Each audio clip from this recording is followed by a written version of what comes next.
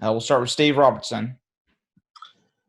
Hey, Greg, we had Mason a little bit earlier, and he said you were a guy that's kind of a glue guy that you can kind of move around a little bit. How are they kind of using you and kind of preparing you, for the season? You're not just a typical tackle anymore. Well, coach is just trying to figure out the best five for the team, and even if that's me moving to a guard position, then that's what he's done. Well, follow up on that too is you're a guy that's played on both sides. I know he's not a guy that's real big on you playing both sides. How's that adjustment been for you? It's not a bad adjustment at all. Like, I've had experience most of all my years here, so it hasn't been a bad experience at all. Up next, we'll go to Paul Jones. Greg, you're a guy that kind of got thrown to the fire in the SEC trenches at an early age, and you kind of got a baptism by fire. Obviously, Charles Cross is going to be in that kind of position this year, even though he got to play a handful of games last year while redshirting. What advice or how much can you tell him as far as getting prepared for the SEC and what he's going to see as a redshirt freshman? For him to be so young, he's really came a long way as the short time he's been here. So there really ain't much advice for him to have except for keep working hard like he has been doing every single day, and he should be all right down the road. We'll go to Ben Portnoy next. Greg, Mason was talking about it a little bit, but obviously y'all got some much bigger offensive line splits than maybe y'all are used to. What's that kind of adjustment been like, and how are you guys kind of getting used to it? They still get on me every day about trying to come in too close to the center or the guard.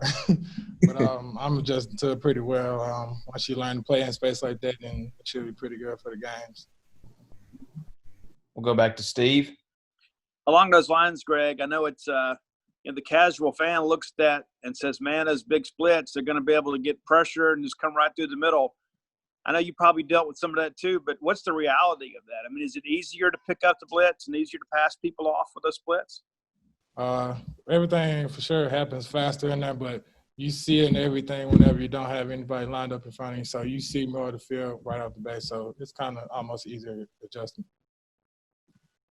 We'll go to Paul next. Greg, Scott Lex is a guy that came over from Alabama, but like so many of y'all on the offensive line, he played high school football in Mississippi, and he was in the same class, I think, as you and Darian Parker and some other guys.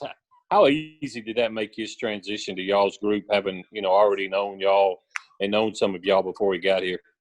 It just felt like he's been with us this whole time. Like I said, I've known him all the way through high school and right up through high school.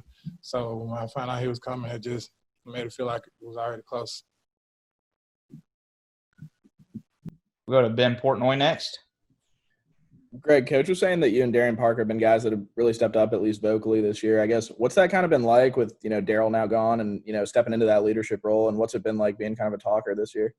I mean, it's kind of important for me to be able to step up for the young guys or even the older guys also. But it's been fun stepping up, knowing you the one everybody looking up to and telling them to stay on that stuff and all that. But it's been fun. We have time for a couple more questions. Anybody have anything else? All right, if not, then that'll do it for us today. Thank you, Greg. Thank you.